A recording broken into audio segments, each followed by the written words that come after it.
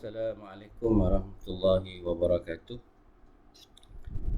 Bismillahirrahmanirrahim. Alhamdulillahirabbil alamin wa bihi nasta'in ala umuri dunya waddin wa afdhalus salati wa atammu taslim ala habibina sayyidina Muhammad wa ala alihi wa sahbihi ajma'in.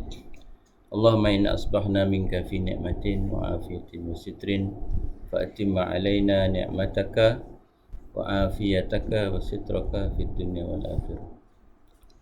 Pagi ini kita akan baca satu hadis yang diriwayatkan oleh Ibnu Hibban dalam sahihnya. Juga terdapat dalam kitab Adabul Mufrad. Cuma dalam kitab Adabul Mufrad tu disebut 3. Jadi dalam hadisnya disebut 4. Jadi kita ambil lebih. Daripada Sa'ad bin Abi Waqqas radhiyallahu anhu, daripada Rasul sallallahu alaihi wasallam sabda, arba'un minas sa'adah. Ada 4 perkara yang membawa kepada kebahagiaan.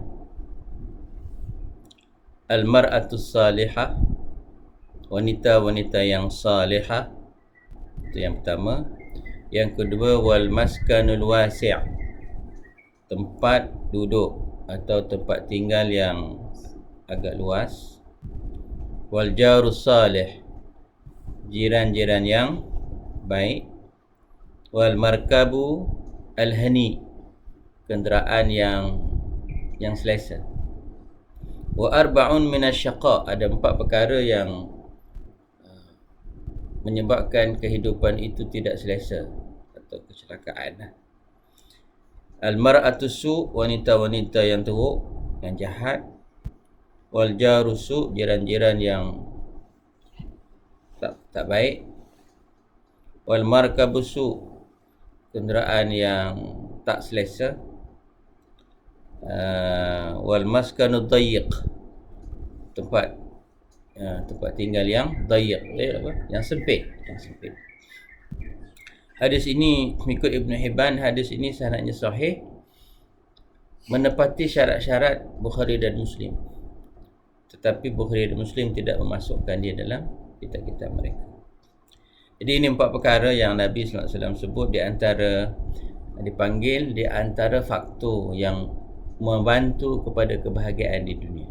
Tapi dia bukan semata-mata itu bahagia manusia ni, tak. Setengah orang, ada orang rumah dia besar tapi duduk seorang, cakap dengan kucing. Jadi dia adalah perkara-perkara yang 4 perkara yang dipanggil mulazim. Mulazim ni maksudnya kita sentiasa berada, interaksi dengan rumah, dengan kenderaan, dengan isteri ataupun dengan jiran. Kemudian ketika menceritakan tentang mar'ah as-salihah itu, memang ada hadis Nabi sallallahu alaihi wasallam menyebut ad-dunya kulluha mata'. Dunia ni semuanya menyeronokkan. Wa khairu mata'id dunya al-mar'atus salihah. Dan keseronokan di dunia tu antaranya adalah bila digunakan wanita-wanita yang salihah. Kemudian dalam satu hadis Nabi SAW riwayat Al-Hakim, Nabi SAW mensifatkan wanita yang salihah tu macam mana? Famina sa'adah masalihah taraha fatu'jibuka, bila kamu melihatnya dipanggil sejuk mata memandang, menakjubkan kamu. Bukan mesti cantik itu dia subjektif, dia sesuatu yang tidak diukur dengan standard yang sama. Sebab itu kadang-kadang kita melihat pada penglihatan kita, pasangan tu lakinya handsome sangat, isterinya biasa-biasa je. Itu pada pandangan kita. Tapi barangkali pada pandangan suami ada sesuatu yang keunikan yang ada pada isteri dia yang menyebabkan dia suka. Wa taghibu anha, dan apabila kamu meninggalkan wanita itu menjamin keamanan, keselamatan terhadap dirinya dan hartanya. Itu antara ciri wanita yang salihah, yang disebut juga oleh Nabi sallallahu alaihi wasallam dalam riwayat Hakim Nasa'i. Sebab wanita itu apabila kamu melihatnya, kamu gembira. Dan apabila kamu memerintahkannya, dia taati kamu, dan tidak ia itu bersalahan daripada apa yang kamu kendaki, menyebabkan kamu ada benda yang kamu tengok itu tidak menyukai kamu atau kamu benci kepadanya. Itu antara ciri-ciri dipanggil wanita yang salihah. Jadi mudah-mudahan Allah Subhanahu Wa Taala, dan wanita ni senang je nak masuk syurga. Bila dia taat perintah suaminya, bila salat khamsaha, dia sembahyang 5 waktu, wa shamat syahraha, dia berpuasa bulan Ramadan, wa hafizat farjaha, dia menjaga kehormatannya, dia akan ditawarkan oleh Allah masuk syurga, boleh ketuk mana-mana pintu. Itu dari sudut tanggungjawabnya dan dari sudut tertulisnya sangat mudah. Tetapi perlu mujahadah yang besar daripada wanita. Itulah sikit tentang katakan yang satu, kebahagiaan itu dalam rumah yang luas. Ni nak masuklah ni. Itu baru wanita solehah. Sabarin. Macam nak tutup. Kemudian yang keduanya adalah disebut wal maskanul wasi'. Rumah yang luas. Rumah yang luas ni dia memberikan kesan sepaling tidaknya memberikan keselesaan, kerehatan dan sebagainya. Rumah yang luas ini rumah yang banyak benda kita boleh buat. Boleh bayangkan PKP ni, boleh bayangkan kalau sekiranya seseorang itu anaknya ramai, bilik rumah ada 2, duduk di flat, itu pada mujahadah yang tinggi, berbeza dengan mereka yang ada rumah yang sedikit luas lah. Cuma ia adalah juga bergantung kepada bagaimana seseorang itu menanggapi apa yang dia ada. Ada seorang tu, dia bercita-cita nak dapat rumah yang luas, nak bina rumah, tapi dia tak mampu. Jadi bagaimana dia boleh merawat hati dia? Pertama, barangkali Allah kurniakan rumah yang kecil itu adalah lebih baik bagi diri dia. Maksudnya adalah bagaimana kita mengimarahkan rumah tersebut sesuai dengan syarak.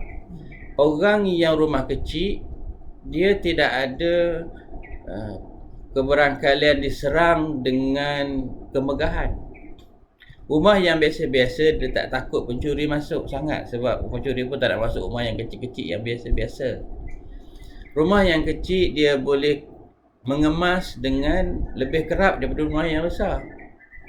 Itu. Sebab itu kadang-kadang ada orang rumah kecil tapi dia lebih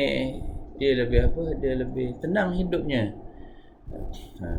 Yang datang kepada kita itu bukan soalnya. Yang penting adalah bagaimana kita mengendalikan yang datang tu. Contohnya PT3 tak ada kan? Yang bukan jadi masalah soalan tu. Yang jadi masalah bagaimana kita menjawab soalan tu. Faham tak? Memang yang Allah bagi pada kita besar rumah ke kecil rumah sebagainya, itu tak jadi masalah bagi kita. Yang jadi masalah nanti kepada kita adalah bagaimana kita menanggapi segala yang datang itu kepada kita. Jadi rumah besar pun kalau tak diimarahkan, setengah orang dia tak suka didatangi oleh tetamu. Sedangkan dalam hadis yang lepas kita sebut bahawa tetamu datang bawa rahmat daripada Allah Subhanahu Wa Taala. Kan? Itu dipanggil al-maskan al-wasi'. Yang ketiganya wal jarus salih. Dan salah satu kebahagiaan itu apabila dikurniakan dengan jiran yang baik-baik. Allah Subhanahu Wa Taala sebut dalam surah An-Nisa ayat 36 tentang jiran ini. Wa'budullaha wa la tusyriku bihi syai'a wa bil walidaini ihsana wa bidzil qurba wal yatama wal masakin wal jari dzil qurba wal jaril junubi. Jiran yang dekat dan jiran yang jauh. Jadi ukuran jiran itu 40 kan? Hadis semalam kita baca 40. Dan Nabi SAW sebut dalam satu hadis, awal-awal dulu Sayyidina Jibril mewasiatkan kepadaku untuk berbuat baik dengan jiran, seolah-olah jiran itu mewarisi harta warisan selepas mati. Seolah-olah jiran mewaris harta kita. Itu wasiat daripada Jibril pada peringkat awal permulaan Islam dahulu.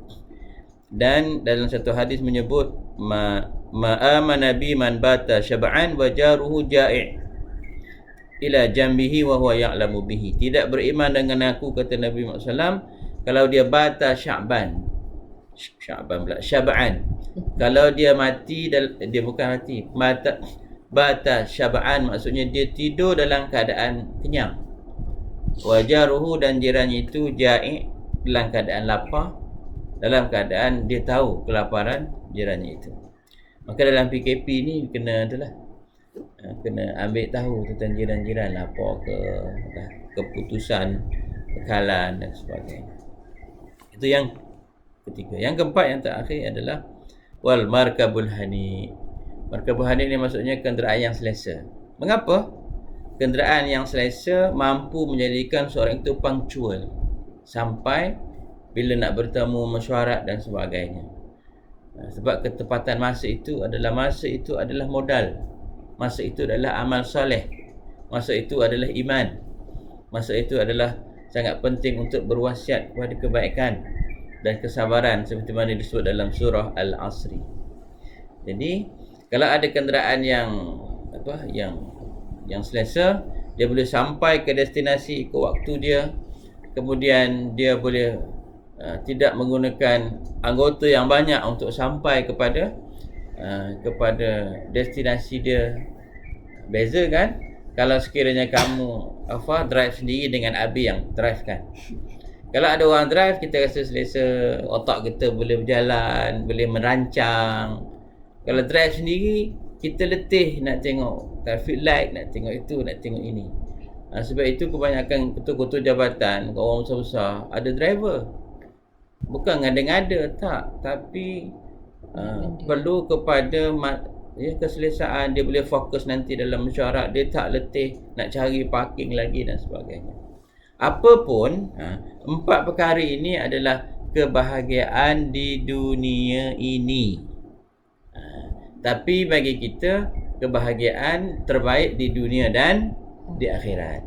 Barangkali dia ada jiran yang tak berapa elok. Barangkali rumahnya pun tak berapa besar. Barangkali kenderaannya biasa-biasa sahaja. Tapi dia terima dengan penuh keredaan, dia guna dengan baik, dia akan mendapat gantinya nanti di akhirat adalah lebih baik. Akhirat itu adalah lebih baik dan lebih kekal daripada dunia ni. Jadi bersyukur dengan apa yang ada. Kita bersyukur dengan apa yang ada. Mudah-mudahan dengan syukur itu Allah tambah lagi. La in syakartum la azidannakum wa la in kafartum inna azabi lasyadid.